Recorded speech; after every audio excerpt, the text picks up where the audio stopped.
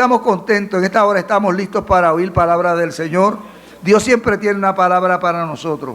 La Biblia dice, aleluya al Señor, óigame, que lámpara es a mis pies tu palabra y lumbrera a mi camino. Ha llegado el momento del Señor alumbrar nuestro caminar a la luz de su palabra. Y para nosotros es de gozo dejar a nuestro copastor, nuestro hermano obrero Eric Trinidad, en la exposición del mensaje de la poderosa palabra del Señor. Palabra que viene a edificar, a dar vida, a tocarnos bien, aleluya, óigame el sentido, para que sepamos que Dios todavía habla a su pueblo. Nuestro hermano Eric con nosotros. Eric cumplió años, ¿sabe? Al final le cantaremos y le aleluya al Señor, así que le felicitamos a nombre de la iglesia. Aleluya de mi persona. Amén, gracias. Me cantaron de mí. Ah, ya. Me cantaron, gracias. Bien, mis amados hermanos, que el Señor les continúe bendiciendo, que el Señor les bendiga mucho más. Si son tan amables, acompáñenme a estar puestos en pie, vamos a ir a la palabra. Y créanme, yo me gozo que ya nuestros pastores estén en medio de nuestro, amén. Yo sé que la iglesia también disfruta la presencia de nuestros pastores.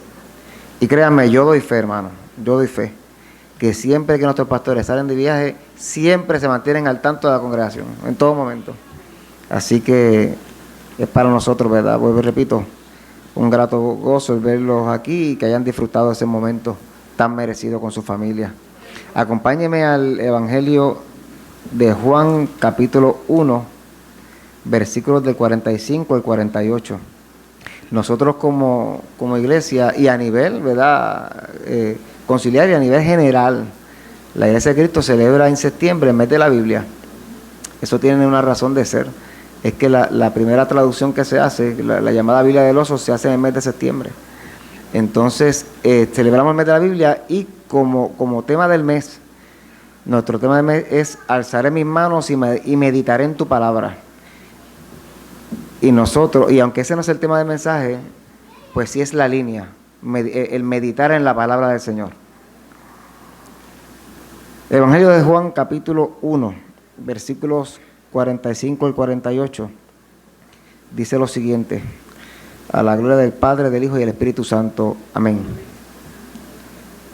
Felipe halló a Natanael y le dijo: hemos hallado a aquel de quien escribió Moisés en la ley, así como los profetas, a Jesús, el hijo de José de Nazaret. Natanael le dijo: ¿de Nazaret puede salir algo de bueno? Le dijo Felipe: ven y ve. Cuando Jesús vio a Natanael que se le acercaba, dijo de él: he aquí un verdadero israelita en quien no hay engaño. Le dijo Natanael: ¿de dónde me conoces?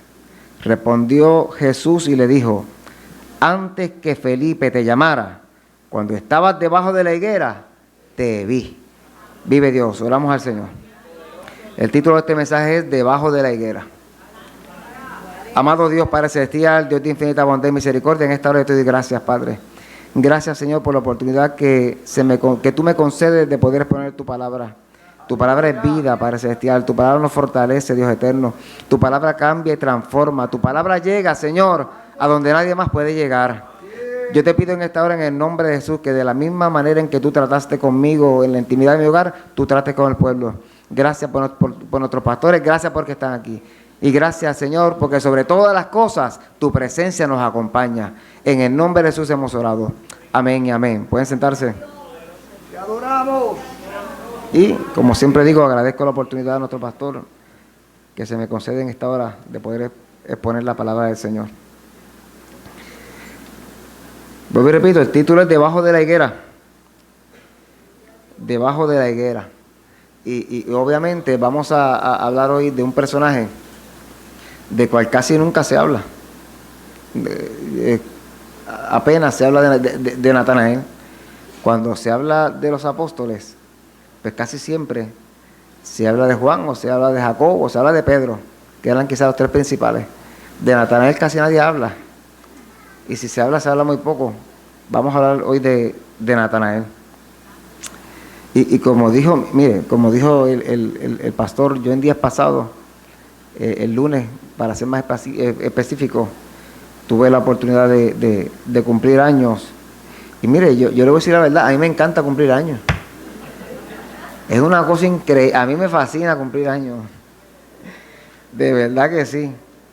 Eso está, entonces yo tengo la costumbre, buena o mala, yo no sé. Yo me pongo como un nene chiquito. Bueno, hermano, no me digan, chiquito era. Yo sé por dónde ir. Sí, porque. Pero me pongo como un niño. A mí me fascina. Entonces, no sé. Siempre decían, uno siempre escuchaba mientras uno va, ¿verdad?, desarrollándose en la vida, que los padres siempre ven a sus hijos como niños. Siempre, o sea, que si por más edad que tengan, los padres siempre. Entonces a mí como que me pasa eso. Y tengo que lidiar con eso. Porque realmente, pues yo sé que aunque todavía estoy en el proceso de crianza y desarrollo de los hijos, pues yo sé que mis hijos ya no son niños como tal. O sea, ya Marcel, con el favor de Dios, cumplirá 14 ahora en noviembre, ya el niño está en la universidad. Y yo sé que no son niños. Tampoco son adultos per se, por si acaso. El punto es el siguiente. Cuando yo voy a cumplir años, yo me pongo como un niño. Y los otros días, como 2 o 3 días antes, tengo que confesarle a mi esposa desde el altar aquí. No se lo quise confesar en mi casa, pero se lo confieso ahora. Como 2 o 3 días antes, yo le dije a Marcel, venga acá, yo estaba en la sala, estudiando, qué sé qué. Marcel, venga, siéntate aquí. Y él llega y me dice, ¿qué te pasa, papi? ¿Te pasa algo? No me pasa nada. Te voy a hacer una pregunta, solamente una pregunta. ¿Qué me va a regalar tu mamá? Mire qué cosa, oye, me pongo... de verdad. Y Marcel me dice, ay, papi, no me digas eso, papi, no me digas eso. No, tú tienes que saber, le dije, tú tienes que saber, y yo necesito que tú me... ¿Qué me va a regalar tu mamá?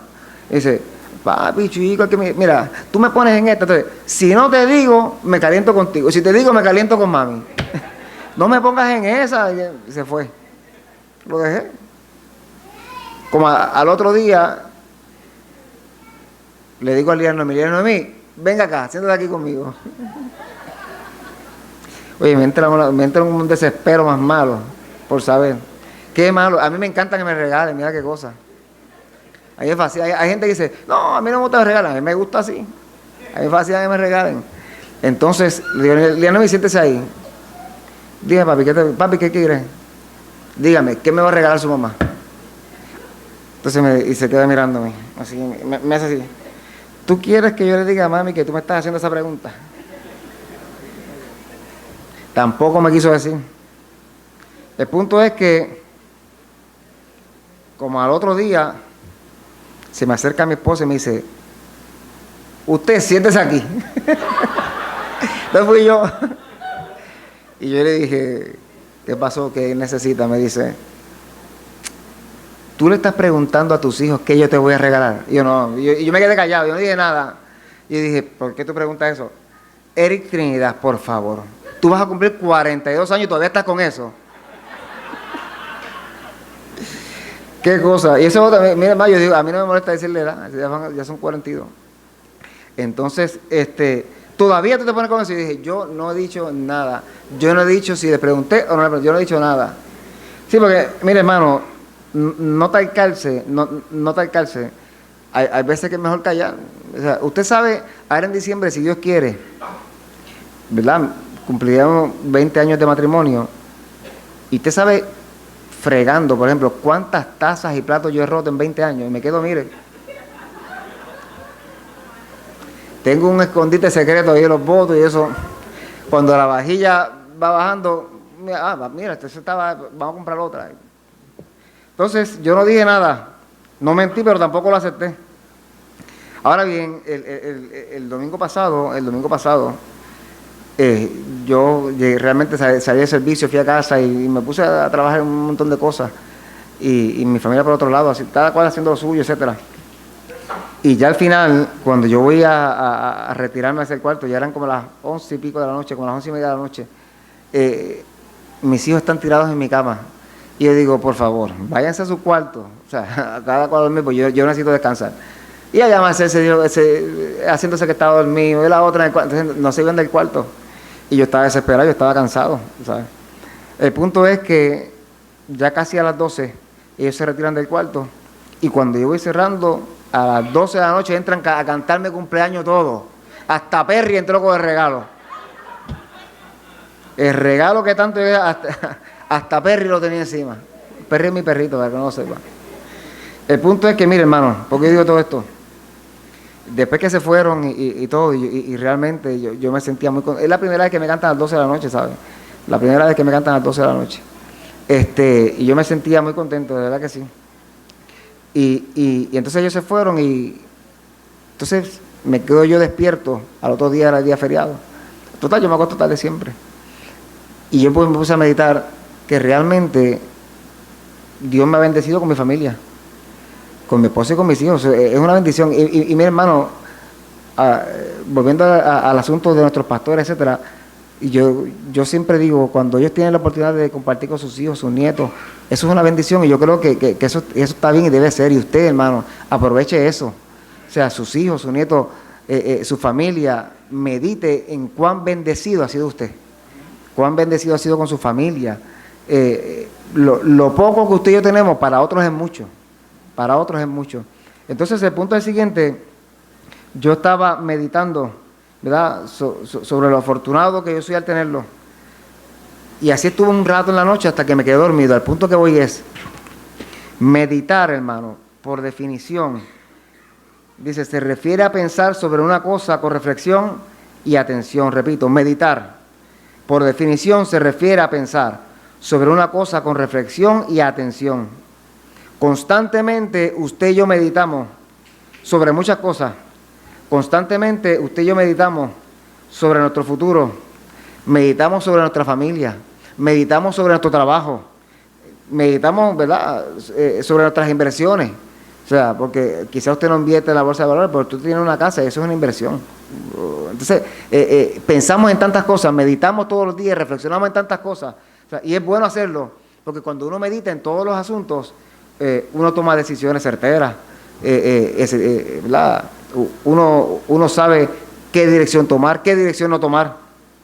Pero realmente la pregunta es, ¿meditamos con la misma intensidad sobre nuestra búsqueda y servicio a Jesucristo? Meditamos, repito, sobre muchas cosas, familia, trabajo, etcétera, qué voy a hacer y quiero hacer esto y mis hijos van a hacer eso. Pero realmente dedicamos la misma intensidad a meditar sobre nuestra búsqueda y servicio a Jesucristo. Pues vamos a hablar de eso. El título es Debajo de la higuera. Vamos a saber qué nos dice la palabra del Señor. Aunque este sermón, como dije desde un principio, realmente enfatiza en el personaje de Natanael, no tiene que ver nada con el rey David. Sí quisiera comenzar hablando un poco sobre el rey David, valga la redundancia. Mire, una de las preguntas gigantes de la vida es, ¿cómo puedo saber lo que Dios quiere que yo haga? ¿Cómo puedo saber lo que Dios quiere que yo haga? Y en un momento dado, David se pregunta eso. David tiene el hábito de exponer sus opciones delante de Dios y lo hace con una herramienta fascinante. Si usted busca la Escritura, usted va a ver que, ¿verdad?, en un principio, ¿verdad?, David le preguntaba a Dios a través de el efod, ¿okay?, de el efod. En una ocasión, cuando tuvo que huir de Saúl, buscó refugio entre los sacerdotes de la ciudad de Nob. Saúl entonces llega, acusa a los sacerdotes de esconder al fugitivo y decide matarlos a todos. O sea, David, ustedes están escondiendo a David, pero yo los voy a matar a todos. Y los mató.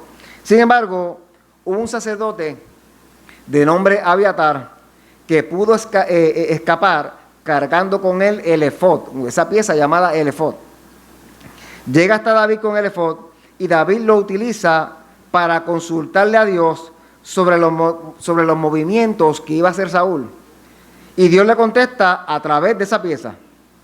Así ocurre bíblicamente en otras ocasiones. David consultaba a través del efod y Dios le contestaba a David. Ahora bien, ¿qué es el efod o qué era el efod y qué lo hizo tan efectivo? Miren, El efod era un chaleco muy vistoso, tejido con lino blanco, trabajado con hilos de colores azul, violeta, escarlata, dorado. El hermano de Moisés, Aarón, el primer sacerdote, Aarón usó el primer efod. Vuelvo y repito, era una especie de chaleco, un pectoral, que portaba 12 piedras preciosas que adornaban el mismo. Ese pectoral poseía 1 o 2, algunos que quizás hasta 3, resplandecientes diamantes que tenían el nombre de Urim y el Tumim. El Urim y el Tumim. Dios le reveló su deseo a los sacerdotes a través de estas piedras. O sea, los sacerdotes, que eran quienes podían utilizar el efod, a través de esas piedras, el Señor les revelaba a ellos el deseo o la voluntad de Él, la voluntad divina. Escritores de la antigüedad han sugerido varios métodos de cómo se utilizaban estas piedras llamadas el Urim y el Tumim. Las piedras posiblemente, dicen algunos escritores, posiblemente se iluminaban cuando Dios decía así, contenían letras que se movían y formaban palabras, eran sagradas y cuando se arrojaban revelaban una contestación. Algunos creen que al arrojarlas revelaban de alguna manera la contestación divina de Dios. Ahora bien, mientras usted y yo podemos especular de cuál era la técnica, ¿verdad?, que se utilizaba, porque realmente no sabemos, que se utilizaban en esas piedras para auscultar la voluntad de Dios, no necesitamos estimar el valor de las mismas. Pregunto entonces, ¿no le gustaría a usted tener un instrumento como ese? O sea, las personas leen la escritura y dicen, wow, si yo tuviera un efod, que yo pudiera utilizar unas piedras preciosas y Dios me contestara al instante lo que yo necesito que me conteste. Entonces, desde esa perspectiva, yo estoy seguro que muchos de nosotros hubiéramos deseado tener una pieza como esa. Pero el Dios que guió a David prometió guiarlo a usted y prometió guiarme a mí.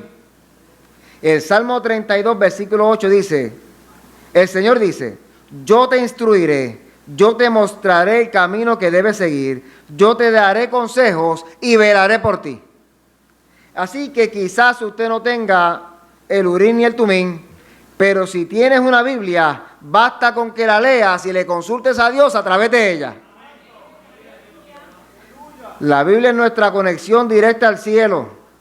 Hebreos 4:12 dice que la palabra de Dios es viva.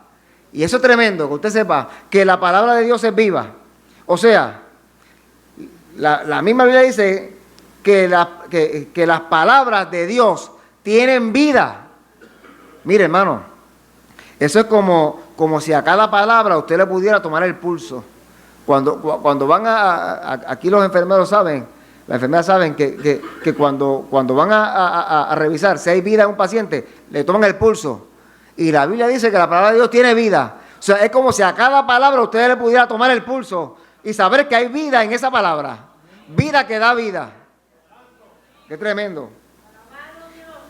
Debemos leer, estudiar y meditar en esta palabra. Así que no tome una decisión, sea grande o pequeña, sin sentarse ante Dios con una Biblia abierta, un corazón abierto y con los oídos atentos a lo que Dios le tenga que decir. Dios lo conducirá fielmente a través de las palabras de su Escritura. Así que usted y yo no necesitamos el efod. Escudriñando y meditando en la palabra, usted encontrará las respuestas a cada interrogante que la vida le pueda presentar. No hay, escúcheme bien, no hay interrogante de la vida del ser humano que no haya respuesta en la palabra de Dios. No la hay. Veamos entonces un ejemplo bíblico de este asunto, de lo que es meditar y hallar respuestas en la palabra de Dios. Ahora sí vamos a hablar de Natanael. Mire, Natanael aparece en la Biblia como Bartolomé, ¿verdad? La Biblia expone 4 listas de los 12 apóstoles. En esas 4 listas, Natanael aparece como Bartolomé. Pero en el Evangelio de Juan siempre se le llama Natanael. Su nombre significa Dios ha dado.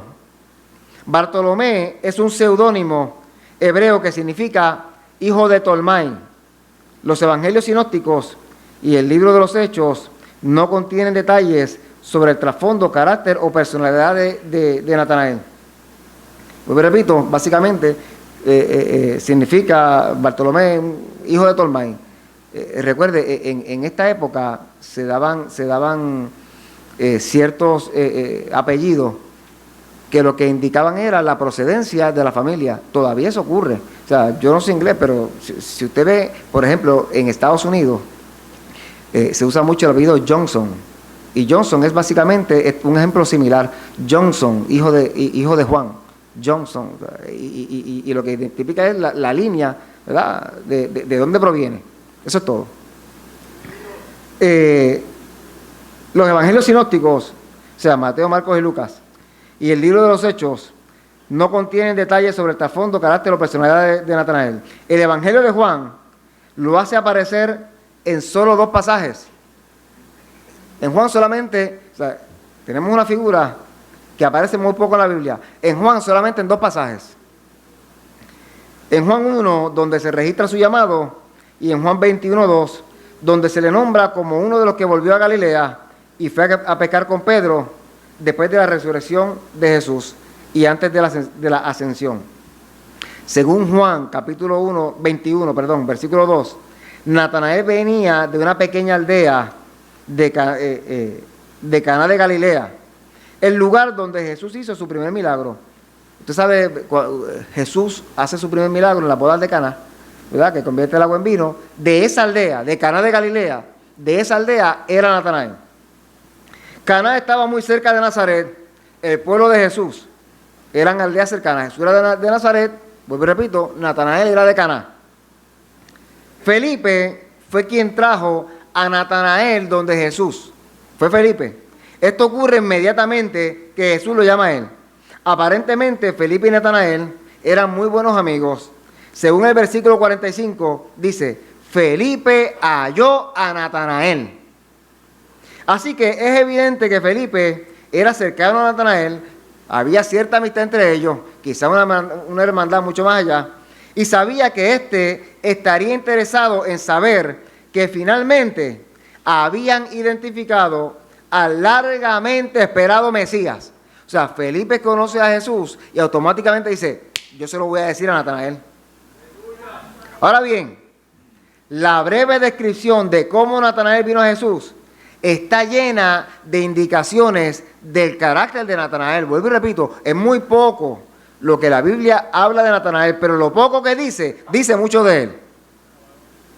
Mire, un hecho interesante de Natanael es la forma en que Felipe le anunció que había encontrado al Mesías.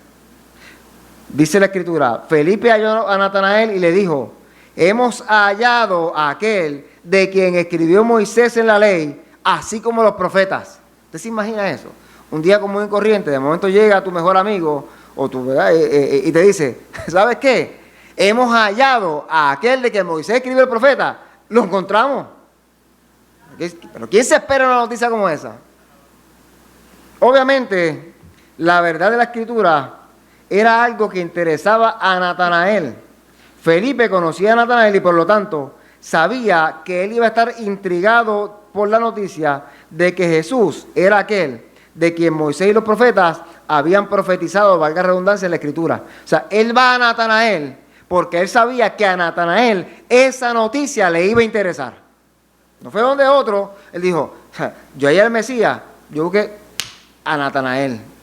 Natanael va a estar muy contento de recibir esta noticia.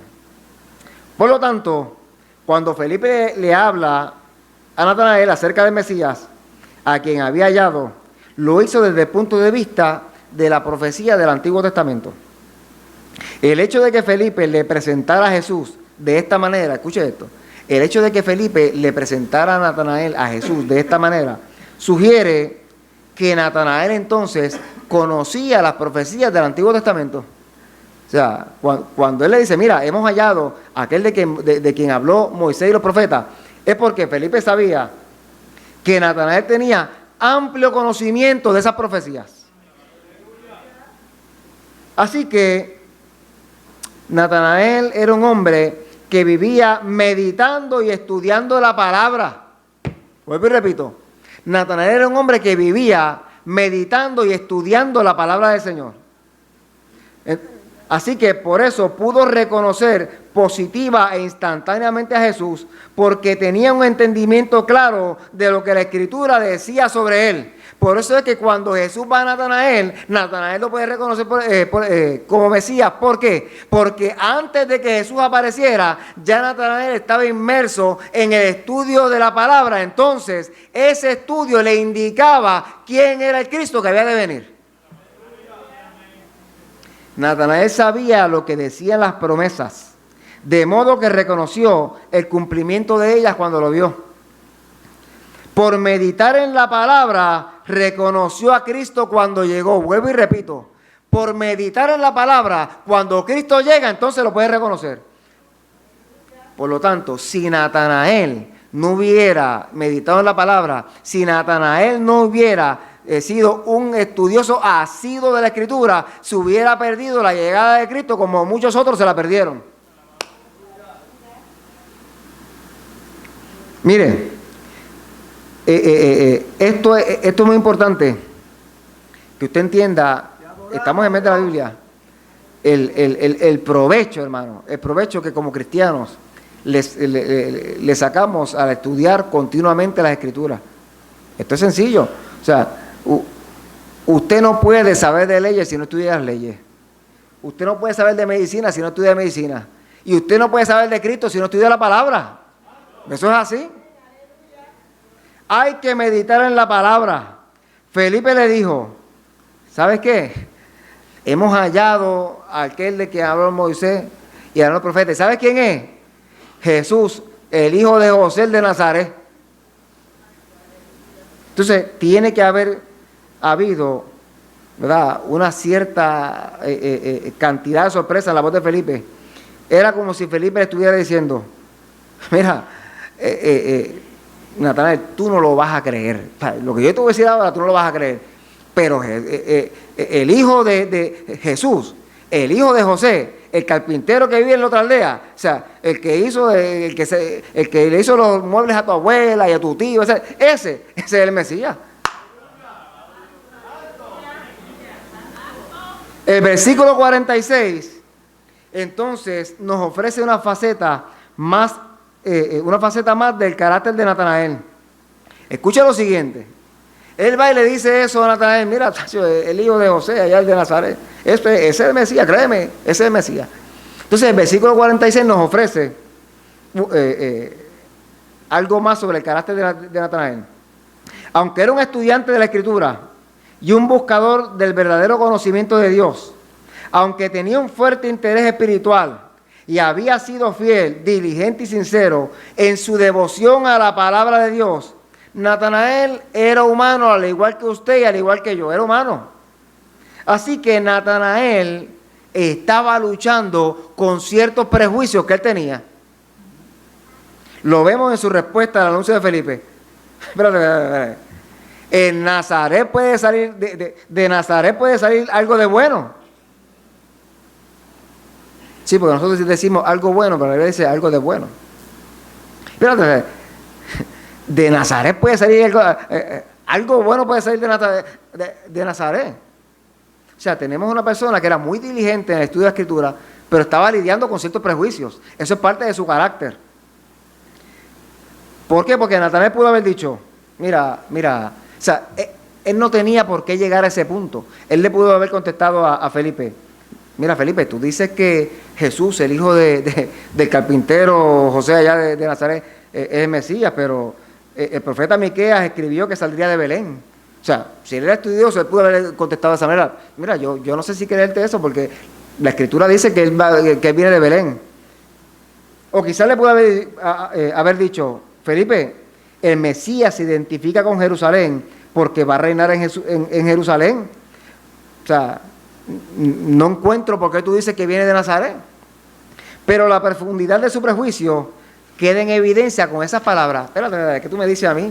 De Nazaret puede salir algo bueno. Esas palabras revelan el desprecio que Natanael sentía por la ciudad de Nazaret. Y escucha lo siguiente.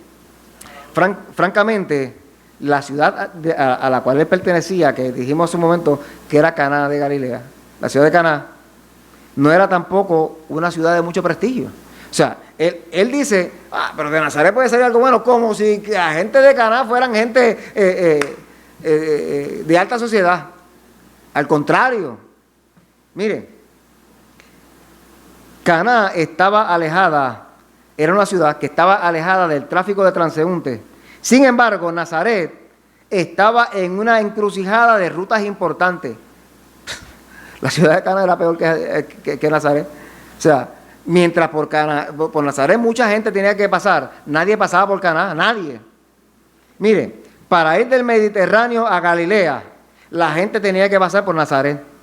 Una de las rutas principales de norte a sur, entre Jerusalén y el Líbano, pasaba a través de Nazaret.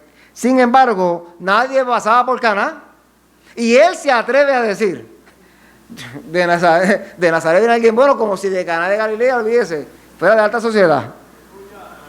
Caná estaba apartada de todo.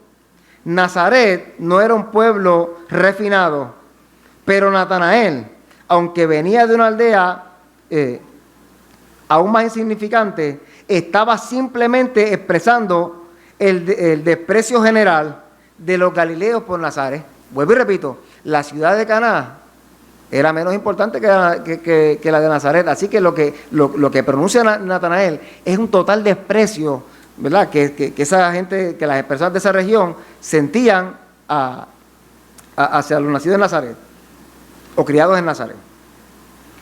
Mire, y usted puede que se ría, pero todavía el desprecio existe, ¿sabe?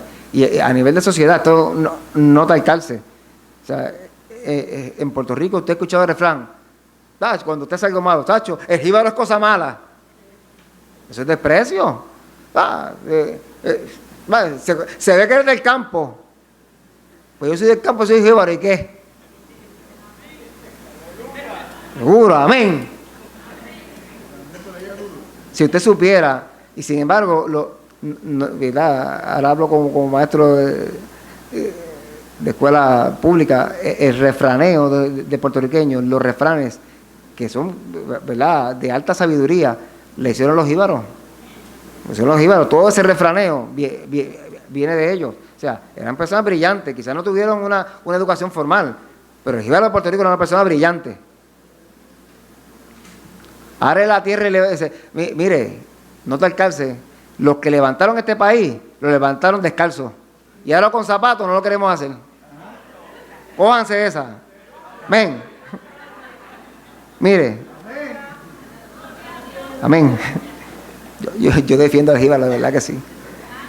Pero lo importante de todo esto es que aquí volvemos a ver que Dios se complace en usar las cosas ordinarias. Escuche lo siguiente: Dios siempre se ha complacido de usar las cosas ordinarias, los débiles, los insignificantes, para confundir a lo que es sabio y poderoso.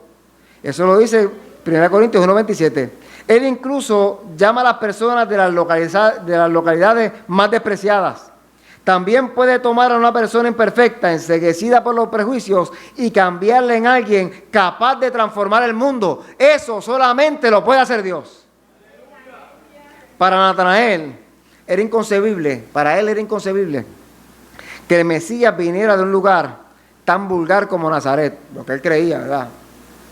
Sin embargo, se olvidaba que él mismo venía de un lugar para muchos igualmente despreciable. En ocasiones, nosotros también tomamos la actitud de Natanael. Escuche bien. En ocasiones, nosotros también tomamos la actitud de Natanael. Creemos que la gracia de Dios es para nosotros y para otros no.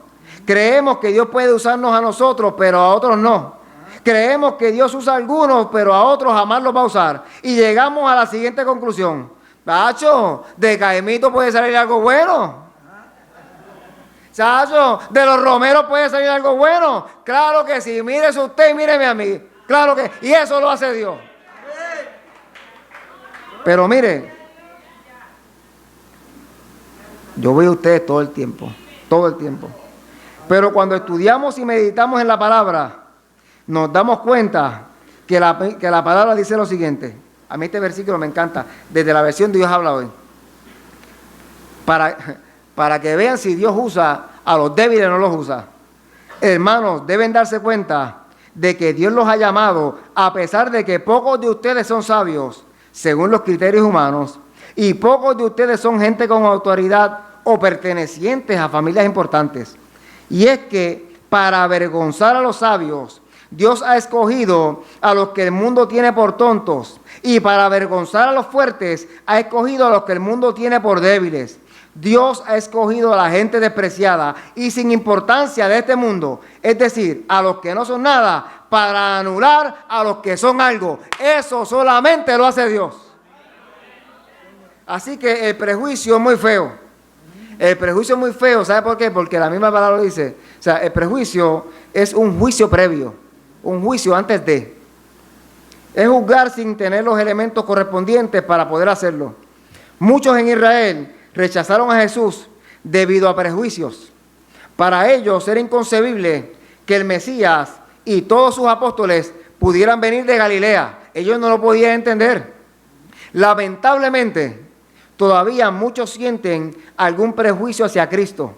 Aún dentro de la iglesia, muchas veces creemos que el Señor debe hacer tal o cual cosa según nuestros intereses, o que Dios debe obrar de cierta manera según nuestro punto de vista.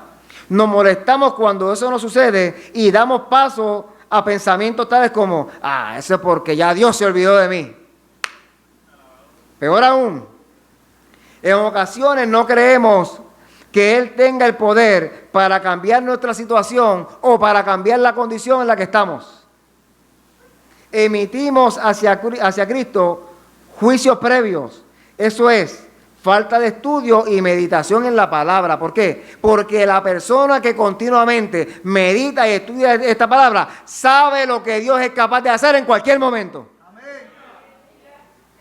Así que el prejuicio en toda su vertiente nos aleja de Dios. Mire, no obstante, el aspecto más importante en el carácter de Natanael está expresado por los labios de Jesús. Jesús ya conocía a Natanael, y eso es interesante. O sea, Natanael no conocía a Jesús, pero Jesús ya conocía a Natanael. Por eso sus primeras palabras, después de verlo, fueron una poderosa recomendación de su carácter. O sea, es una cosa increíble. Es poco lo que sabe Natanael. Si usted lo desglosa, es tanto. Jesús conocía a Natanael y lo primero que dice es: he aquí un verdadero israelita en quien no hay engaño. ¡Wow! ¡Qué afirmación de su carácter! ¡Qué afirmación de su carácter! He aquí un israelita en quien no hay engaño. ¿Puede imaginarse algo más poderoso que unas palabras de aprobación que vengan de la boca de Jesús? Cuando usted se muere y me muera yo, todo el mundo va a hablar bien. Eso es así. Entonces, que hablen bien cuando yo no me doy cuenta, eso no vale. Eso no vale. Que hablen bien de usted confianza, eso no vale. O sea, pero que hablen bien desde el principio y que para colmo lo diga Jesús. Eso sí vale. Entonces Jesús ve a Natanael y dice: he aquí un israelita en quien no hay engaño. Wow. Un verdadero israelita. De hecho, lo que pensamos, bueno o malo, pecaminoso o santo, revela lo que somos. Y vuelvo y repito, Jesús con esas palabras afirma el carácter de Natanael. Si usted quiere saber quién es en realidad, quién es usted en realidad, no mire tanto sus obras, más bien medite en las cosas en las cuales usted piensa a diario. Determine qué pensamientos ocupan su mente cuando está solo en su casa, cuando va manejando hacia el trabajo, cuando piensa en su prójimo o cuando evalúa alguna situación particular por la cual usted esté atravesando. Esas formas de pensamiento revelan mucho acerca de quién es usted y de lo que hay en su interior. Todo eso revela su carácter. Evalúese qué usted piensa todos los días, ¿verdad? Y usted va a tener, ¿verdad?, un alto porcentaje de lo que usted es como persona. Es importante entonces que cada individuo logre identificar cuáles son las cualidades propias de su hombre interior que le dan forma y vida a su hombre exterior, de manera que él pueda conocer qué clase de persona es para comenzar los cambios necesarios. De la única manera en la cual usted puede provocar un cambio en su vida es autoevaluando su carácter. ¿Qué usted piensa en todo momento? ¿Qué usted dice? Mire, cada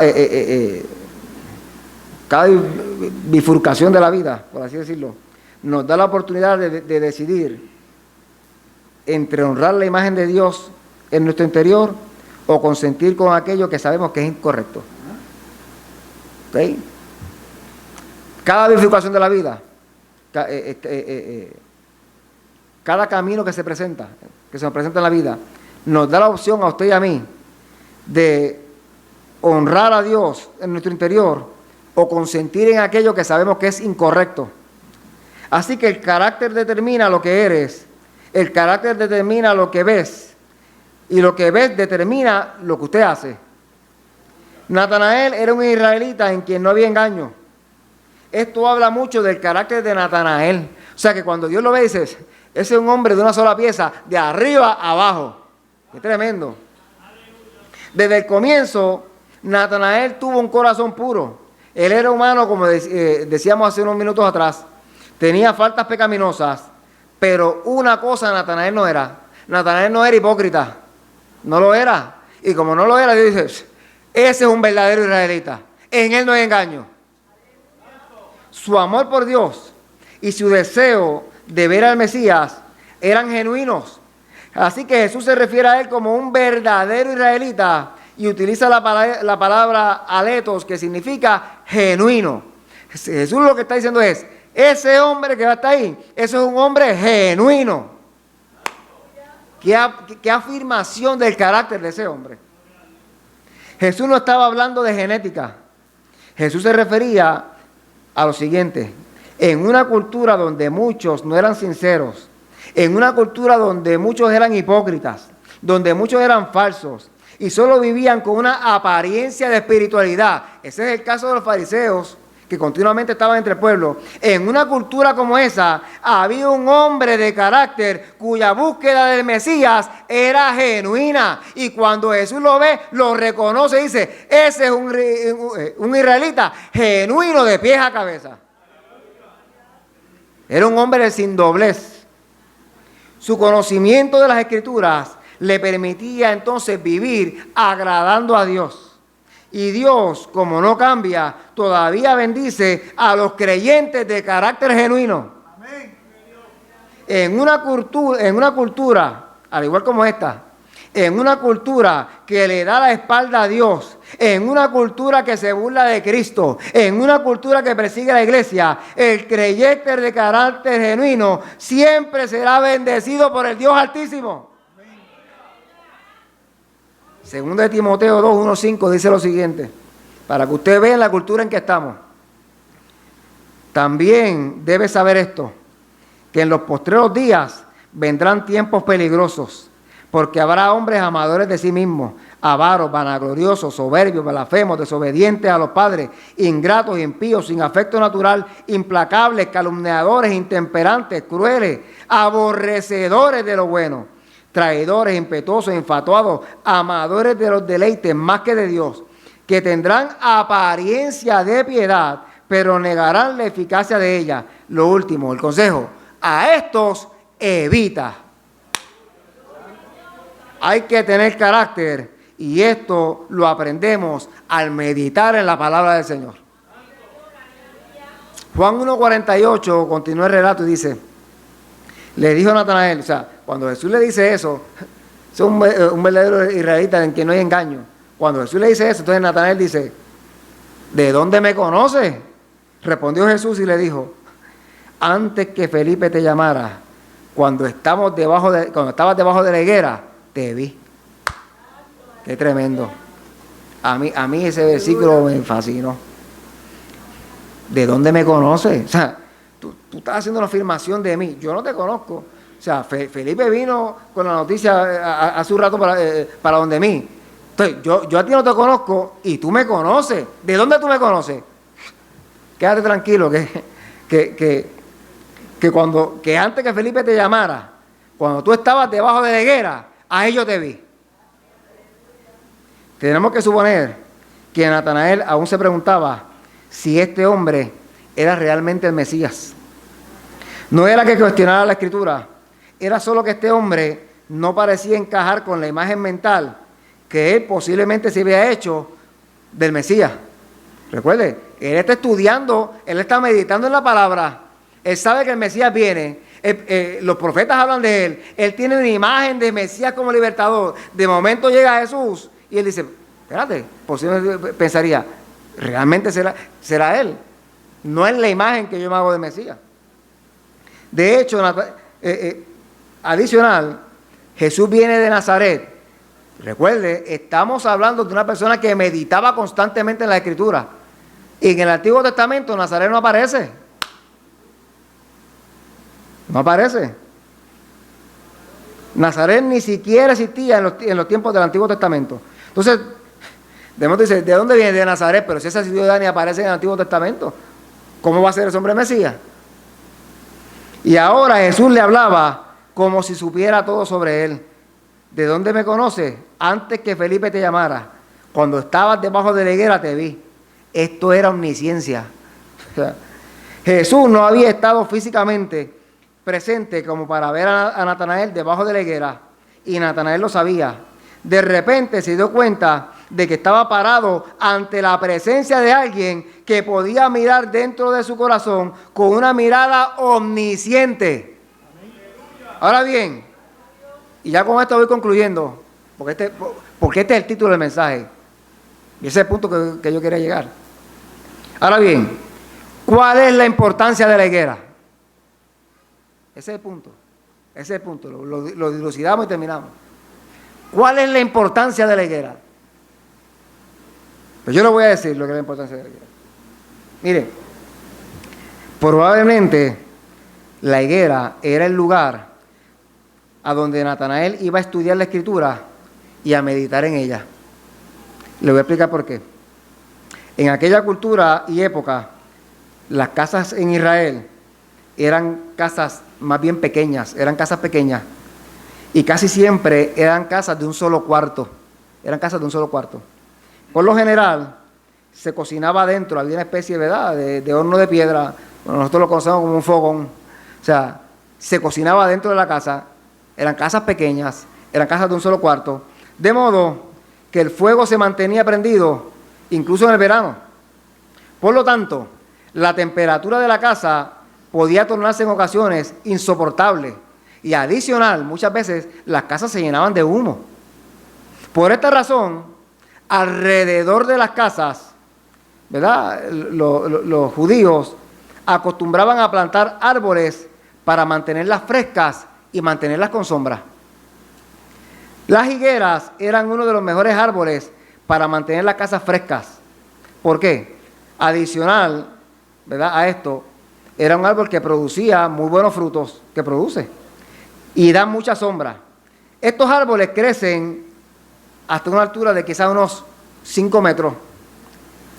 Sus ramas se extienden hasta unos 8 o 10 metros a su alrededor.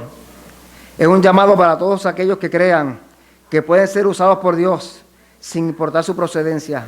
Así que en esta hora yo te dejo con estas palabras.